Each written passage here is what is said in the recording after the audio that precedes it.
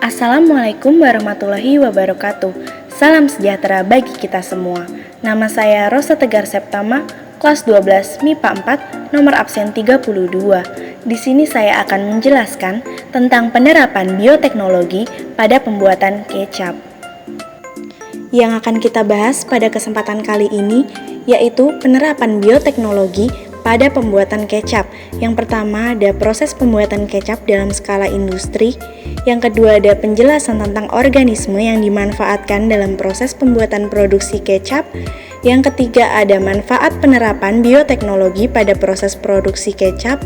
Yang keempat ada perkembangan pembuatan kecap di Indonesia. Proses pembuatan kecap skala industri. Kecap adalah cairan kental yang banyak mengandung protein diperoleh dari rebusan yang telah diragikan, difermentasi, dan ditambah dengan gula, garam, dan bumbu-bumbu. Menurut Hieronymus 1993, kecap adalah sari kedelai yang telah difermentasi dengan atau tanpa penambahan gula kelapa dan bumbu.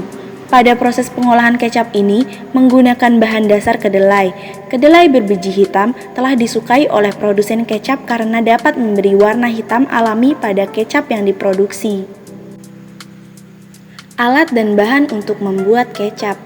Alat 1. Tampah 2. Kompor 3.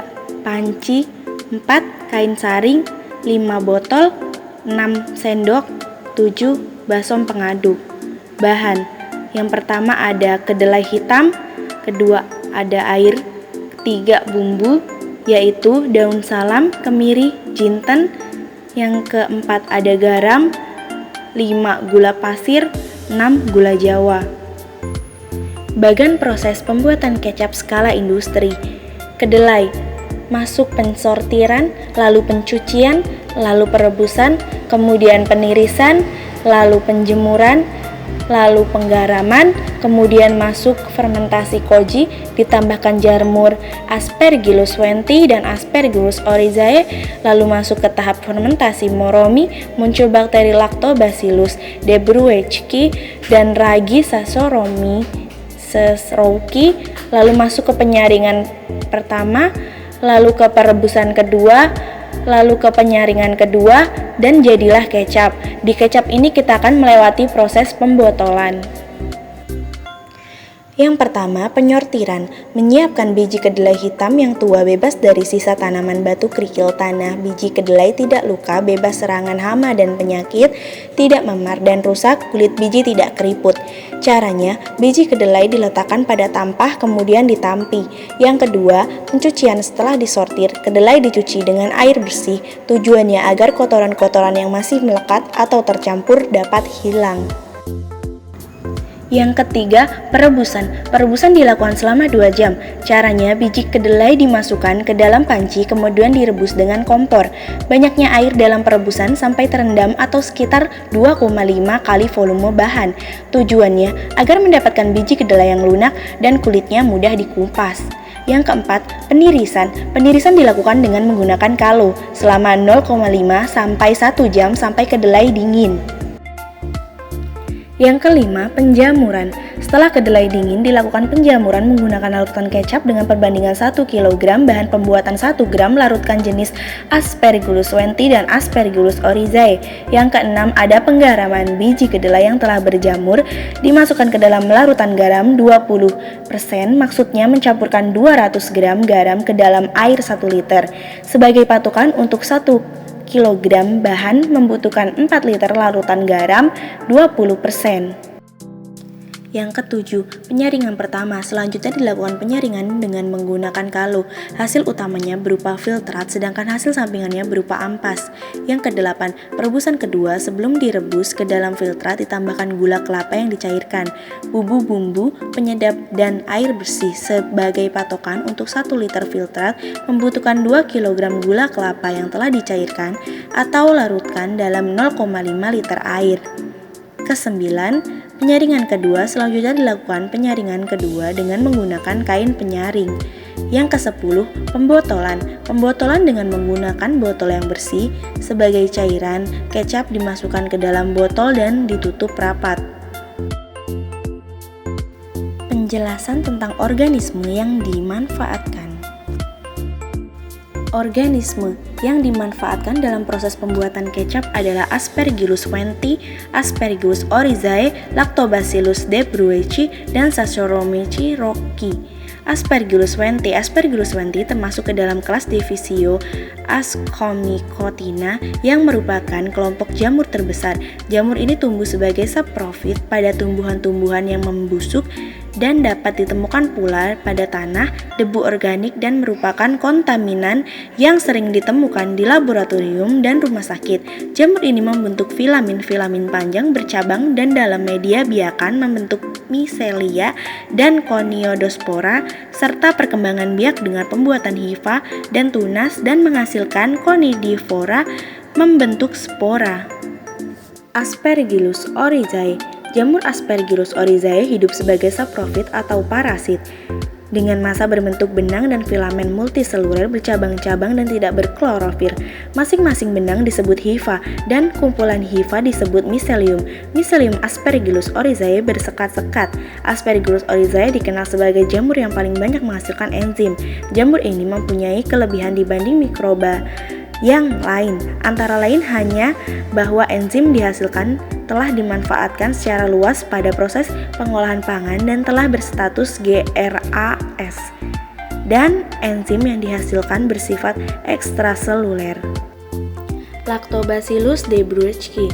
Lactobacillus debruechi adalah bakteri gram positif berbentuk batang berantai, tidak berspora, tidak berflagel, bersifat homofermentatif, yaitu produk akhir dari metabolisme karbohidrat. Mikroba ini tumbuh pada tahap fermentasi moromi dalam pembuatan kecap. Mikroba ini berombak protein menjadi asam-asam amino dan komponen rasa dan aroma serta menghasilkan asam. Saccharomyces rocci. Saccharomyces rocci merupakan spesies ragi yang biasanya haploid dan heterohalik, bersifat osmophilic sehingga bersifat kerotoleran yang mengakibatkan pertumbuhan terhambat pada medium berair. Saccharomyces rocci merupakan ragi Hemiascomycetes yang toleran terhadap tekanan osmotik. Ragi ini berperan dalam proses fermentasi tahap 2, fermentasi moromi, dalam pembuatan kecap. Manfaat penerapan bioteknologi pada proses produksi kecap. Bioteknologi merupakan pemanfaatan makhluk hidup untuk membantu pekerjaan atau menghasilkan suatu produk yang bermanfaat bagi manusia. Perkembangan bioteknologi dimulai sejak tahun 1857. Setelah Louis Pasteur menemukan hasil fermentasi yang dilakukan oleh mikroorganisme pada tahun 1920, proses fermentasi dengan melibatkan mikroorganisme mulai digunakan untuk membuat larutan kimia yang lebih kompleks. Manfaat penerapan bioteknologi dalam proses pembuatan kecap adalah membantu proses fermentasi dan menghasilkan aroma kecap.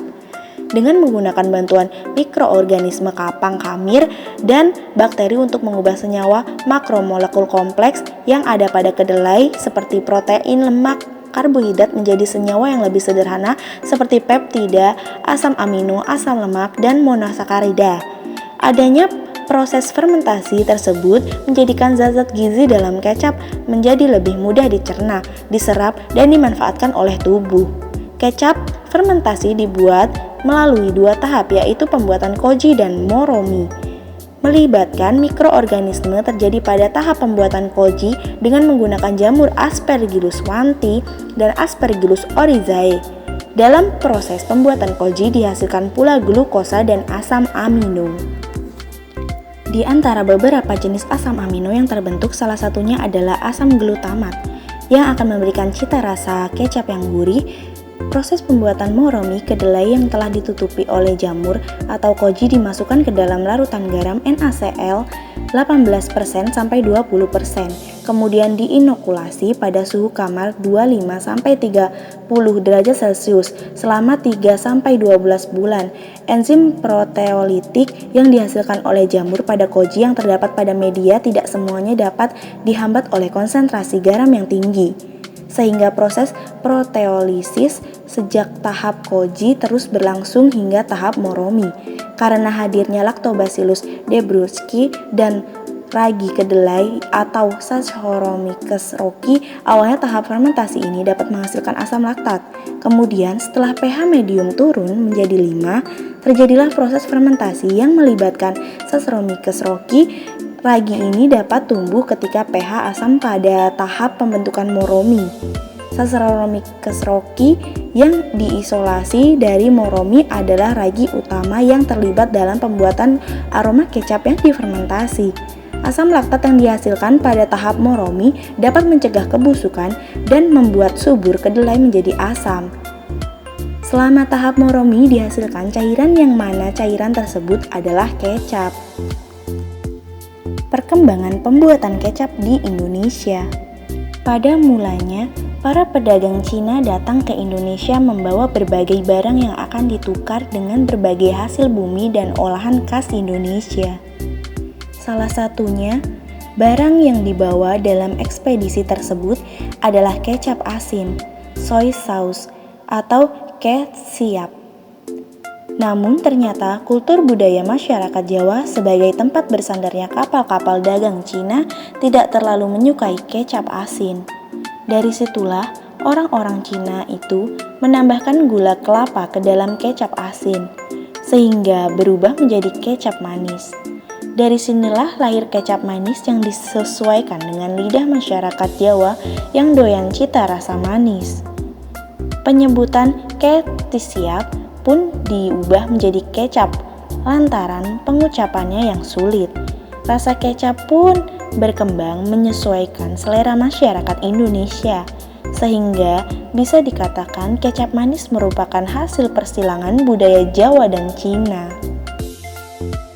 Di sini ada gambar-gambar proses perkembangan pembuatan kecap di Indonesia.